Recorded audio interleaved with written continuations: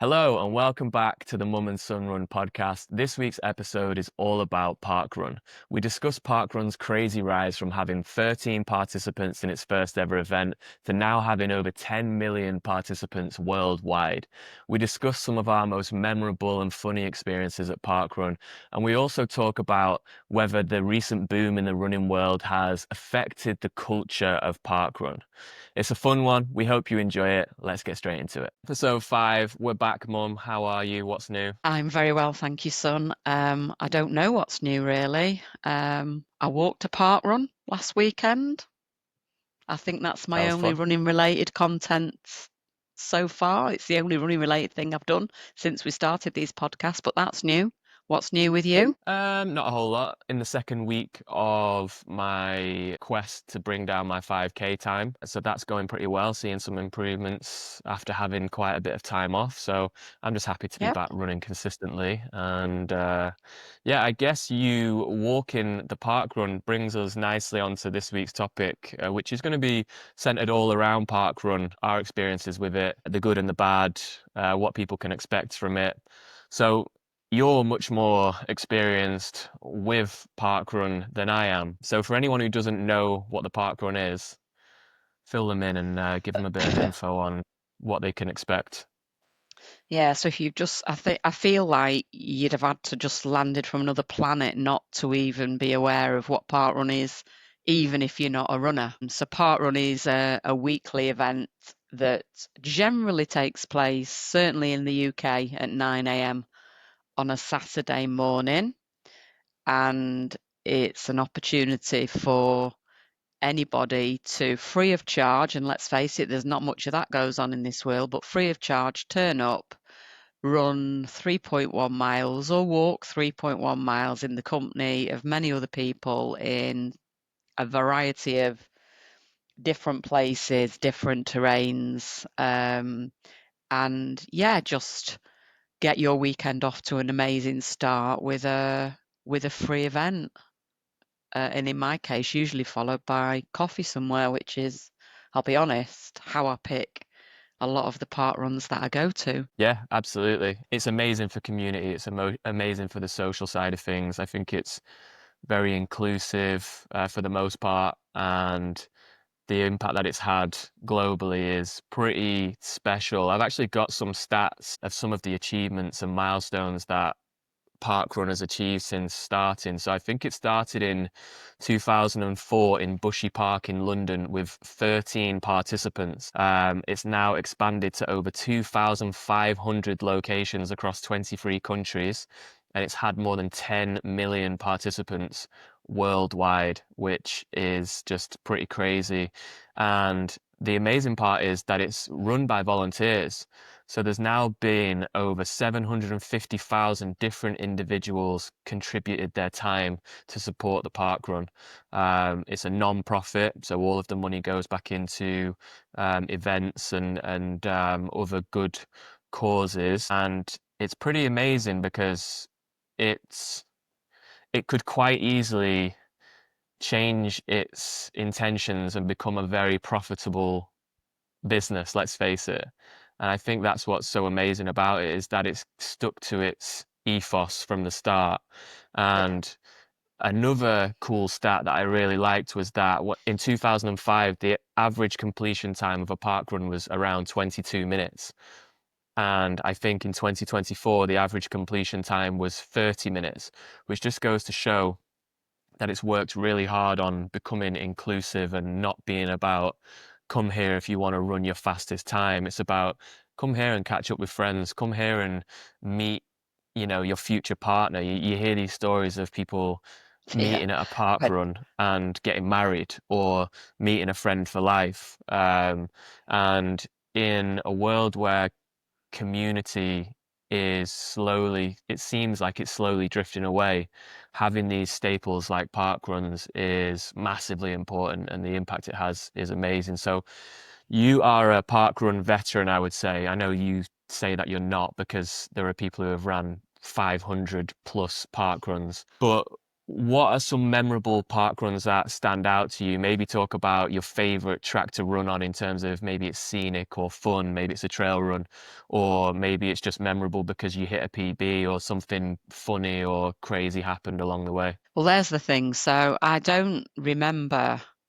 I've run some fast times at Parkrun and I've run some much slower times, but that's not what I remember about Parkrun. So memorable park runs. Obviously my first, I think memorable for the fact that I realised how hard it is. That was the first time I'd ever lined up on something that replicated a race. I hadn't ever raced when I did a park run, so all of a sudden you're swept up in that running along with other people, and that competitive edge definitely came out in me. So, I can remember, I think I ran my first park run in something around 30 minutes, and felt like I was going to keel over at the end. I didn't keel over, of course, but it felt really tough. Not an easy park run, hilly, traily, two loops, quite narrow in places, can be quite muddy. But I was instantly hooked. So I think that the first one's definitely a memorable one. And then I think the opportunity to travel and incorporate parkrun as part of a holiday for me, it has been amazing. So I'd have to say running Bishan Parkrun in Singapore last year. That's a 7:30 start, and I don't think you could pick any time of day in Singapore that wouldn't give you a horrendous amount of humidity. But it was memorable because I was in Singapore and running a park run, met lots of expats there, very welcoming, very friendly, in a park full of locals, all taking part in Tai Chi, and you're just running past all of these elegant, kind of graceful people, and you're huffing, puffing, and sweating um, Yeah, I don't know profusely. if there's a more difficult place to run than Singapore. The humidity is Yeah, ridiculous. I think that's the most difficult and but one of the most memorable and very memorable because I ran it with some really good friends, one of whom is no longer with us and very sadly passed away at the back end of last year. So it's a memory I have that it's bittersweet really, I suppose, but it's an amazing memory because I ran it with him and his very lovely wife. And then I suppose Rome Park Run as well. The day before the Rome Marathon was quite memorable to run in a capital city like that. And then, back to closer to home, Macclesfield Park Run for my 60th birthday. So I invited you all along. I invited some friends and uh, and you and your brother and sister along. Um, Yeah, and Chris didn't show up. no, he didn't. No, he didn't. It's been noted. Um, but you did, Yeah, and I your want that sister did. known when you're deciding on your will. And friends turned up, and it was a beautiful day. And Macclesfield Park Run I enjoy anyway. Another kind of hilly, grassy, some nice views out over the hills. Very friendly as all park runs tend to be. And yeah, so that was a really memorable occasion because we sat afterwards and had cake and a cheeky little glass of prosecco. And it was one of those feels good to be alive and feels good to be a runner moments. So yeah, those are for me just a few. We could be here all afternoon and talk about various different locations. And Lyme Park, which is now my home park run, and incredibly, I think it's in the top 10 or the bottom 10, however you want to look at it, most difficult park runs in the UK. Um, and but but my goodness, what amazing views from when you climb up to the cage Mm. and look out over Manchester. So if you haven't done Park Run, don't expect a PB if that's what you're going for. Just go, enjoy it, and take in the views, and hopefully you'll get a nice day for it because it's not nice on a miserable day, but certainly on a day with decent views, it takes some beating. Yeah. Lime Park is definitely up there. I haven't ran half as many as you have, but to have that right on the doorstep, it's a trail run. There's different terrains. It's uphill, downhill. You run past the cage, which gives you an amazing view of Manchester. And yeah, it's not a PB track, but it's one that you'll remember for sure. So if you are close to Manchester and you're looking for a different style of park run, then definitely give Lime Park a try. But yeah, I have a great memory of you at Parkrun, and you probably know what I'm going to say. This was in or around Warrington, and I'd finished the Parkrun and I was waiting to cheer you on around the last corner. And around the corner you came, closely followed by a man um, dressed in a dinosaur outfit who I have never seen a T-Rex move so quickly.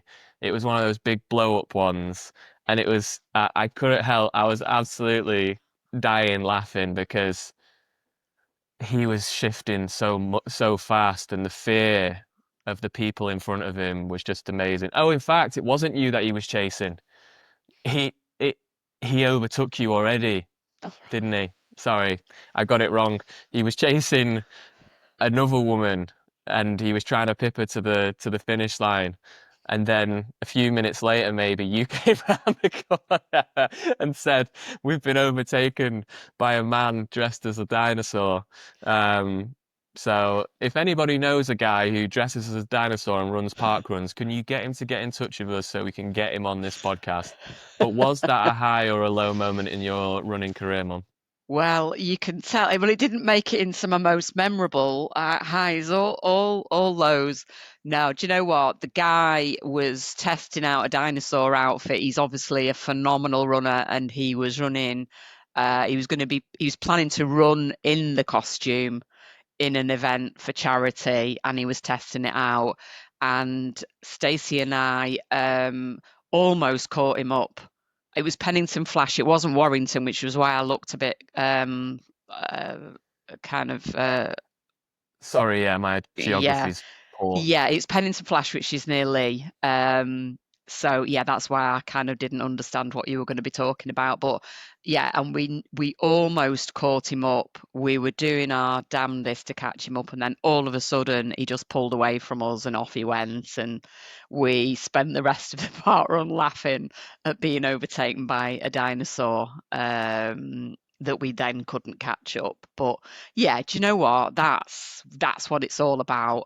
You know, it's given it's given us many a laugh when we think about different park runs, and yeah, you know, I take my hat off to anybody who runs a park run full stop, but to do it in a dinosaur outfit, and it was quite muddy if I remember rightly. It was quite slippy and muddy. It had been raining. So I take my hat off to him, and I hope all went well whenever he's run as a dinosaur since we saw Yeah, him. yeah, it was one of the funniest things I've ever seen, seeing this guy sprinting round the corner and the look of horror in this woman's face as this T-Rex gained on her. It's not something that I'll forget quickly. So that kind of touches on my next question for you, which was what keeps you going back to park runs? Because you've run over 100 now, and there's people who have ran over 250, they've ran over 500. So we've touched on some of the things, but what would you say is the reason that people become so, well, they love going back so much? Some of the things that you've already talked about, I think, and I've already said myself, I like to go wherever there's a good coffee afterwards, so that definitely keeps me going back. So um, it's always a consideration. But I think the social element of it, you know, Saturday's a training day for me whenever I'm kind of training for a race. So I can incorporate parkrun can either be that 30 minutes easy if that's what's in my plan, or it can be part of that.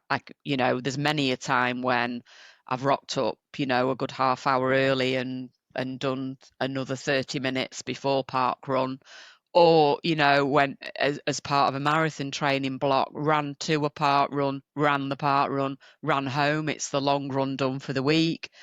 I suppose it just splits it up, it's the social element of it. It's that opportunity to go and encourage other people along, be in an environment that does in some ways replicate a race. And I know that every week, the brilliant volunteers will tell you, it's for everybody. It's not a race, but you try telling that to those that are at the front trying to crack out a PB. But it's just good fun, and for me, it is a brilliant way to start your weekend off. I can't think of a better way than to be up bright and early, go and run a park run. There's never a time I've run a park run where I've thought I wish I didn't get out of bed and do that. Yeah. Yeah, I completely agree. I think it is that community feel. And I do think its ability to replicate a start line. You're gonna get your time, you're racing against other people.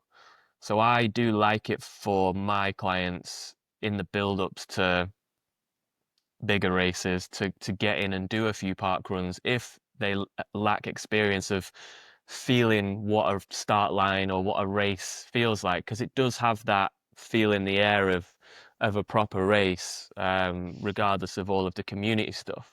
And I guess that brings us on to the next point of whether parkrun has changed slightly or well, it's changed a lot, and the way that it's changed is its popularity because running is having its moment. I don't think there's ever been more runners out on the streets and more people at the park runs, and it's difficult to book into races now because of how much everybody wants to get involved, and it's amazing, and that shows in the fact there's been 10 million participants of parkrun. But what this means is that you're getting hundreds and hundreds of people showing up to each and every park run. Amazing. But the more people that show up, the more likely that an idiot shows up. So you are hearing these stories now a Yeah, little more frequently of I was shouted at or mistreated at a park run, yeah, or I'm not going back to a park run because this person made me feel this way. And that yeah. annoys me because the ethos of parkrun is that it's for everybody. But unfortunately, you're going to get these people, and they are in the minority. And that's what's important to remember is that it's maybe one person out of a few hundred, and everybody else is cheering you on. Everybody else wants you to succeed. But as an example, Lauren, the mother of my niece and your granddaughter, recently returned to Parkrun after giving birth, and she wanted to feel the community. She wanted to get back involved. It's something that she's done for a very long time.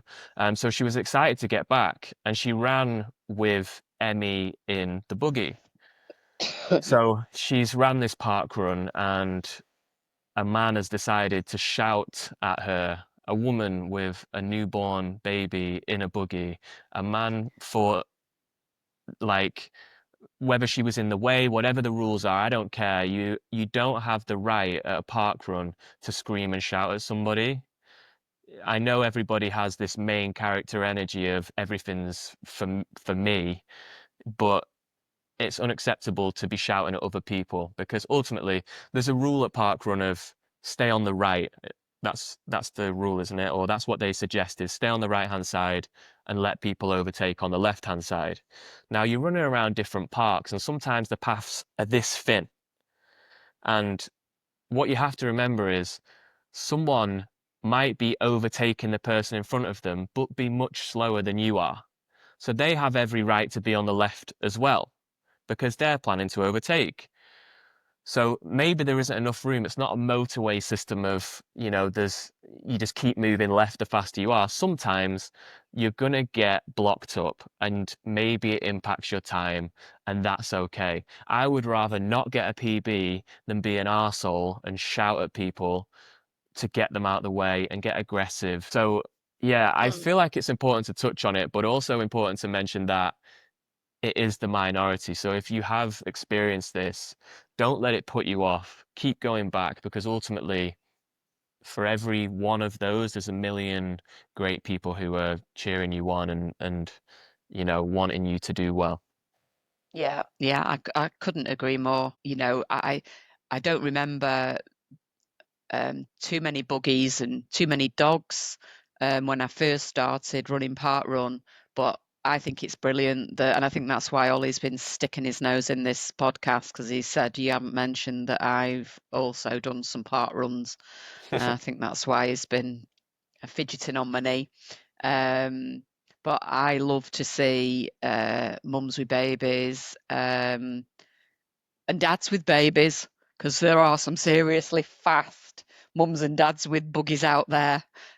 Total respect to them. And yeah, the dog getting to see the dogs barking on the start line, in excitement at running.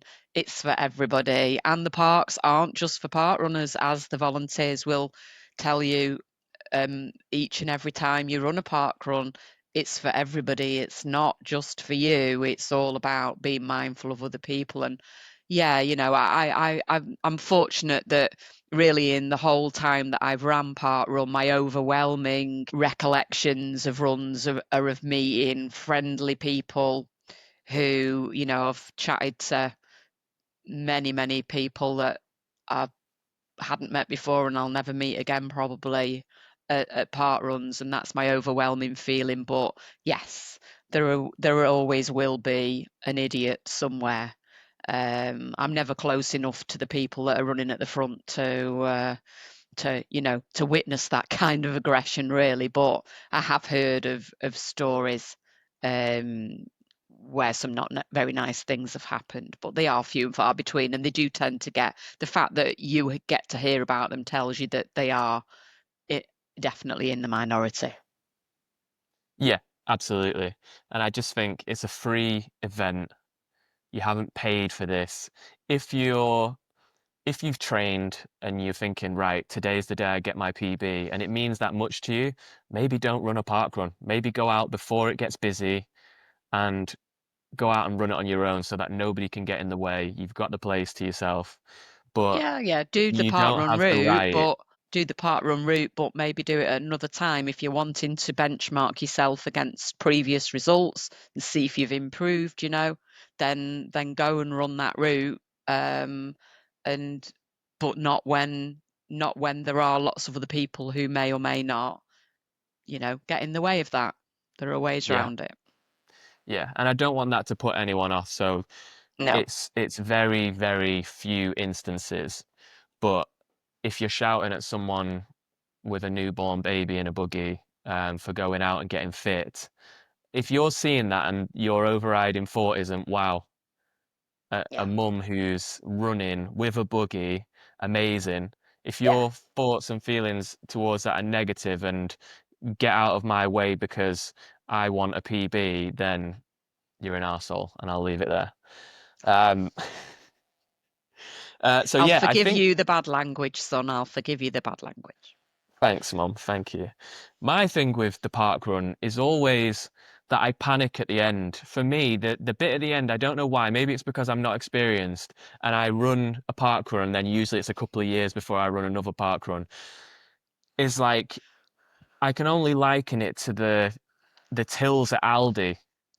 Like I don't know which order things go in. So you're supposed to have a barcode, but you get given a token, and then if anyone overtakes or you overtake anyone else in this short period, it can mess everything up. And I tend to just panic, uh, and don't quite understand what the hell I should be doing. So, If your old um, mother can get it, it's fairly simple. As you pass the finish line, you stay in the order in which you finished. They'll pass you a token, and when you get to the man with the machine, you flash the token at him. He barcodes it, and you either I've got it on my watch, so it's on my Garmin. So you either get your barcode, or I've also got a bracelet that was bought as a birthday present that I can wear around my wrist, or you've got your little laminated barcode. It's pretty simple, really. Yeah, if anyone was wondering how much Mum loves Parkrun, she's got a bracelet with her barcode in. She celebrated her 60th birthday at the Macclesfield Parkrun, so it's safe to say that it's had a pretty big impact on your life. I think so. Yeah. Yeah. I think that's pretty much it in terms of Parkrun. We've touched on the many, many benefits of it, and long may it continue. And I have heard that it's arriving and popping up in more and more countries. So I think Switzerland, Lithuania, and Portugal are the latest. So I don't think it's going to be long until there's a park run in every city that you can go to. So Wouldn't that long be may it continue. amazing? Wow, Switzerland, that'll have some hilly park runs. Yeah, Wow, yeah. amazing. So yeah, well done Parkrun. And if anyone is new to running, maybe getting into it, and you haven't been and done a parkrun, give it a go. It might feel nervous at first because it does replicate that start line finish like feeling, but ultimately everybody's super inviting. You're going to get cheered along, and there's a reason that people come back and do 500 plus park runs, and it's because of the community that's involved there. So give it a try if you Or haven't even already. if you think, well, I want to see what it's all about, but I don't want to run it, go and volunteer because they're always crying out for volunteers to go and marshal on the track, cheer people along, make sure people are safe. You'll always be welcomed as a volunteer if you want to kind of experience it that way before you actually run it. Yeah, really good point. Really good point. And we should mention again that we are looking for guests to come on the podcast. If you've Yeah. got a cool story, if you're just new to running, if you're running for charity, then, get involved. We're looking for people to come on and tell their amazing stories. So drop us a message. You can reach me at JT Run Coach on Instagram. And yeah, we'll be happy to have you on. That would be amazing. Saves me and you doing all the talking every week, doesn't it? Exactly, exactly. People are sick of us by now, Mum, so we need someone else on. Speak for yourself. Yeah. Right. Well, we hope you enjoyed this episode. If you did, hit like, subscribe, hit 5 stars on Spotify, all that other stuff, and we'll speak to you next week. Bye, Mum. See you soon. Bye.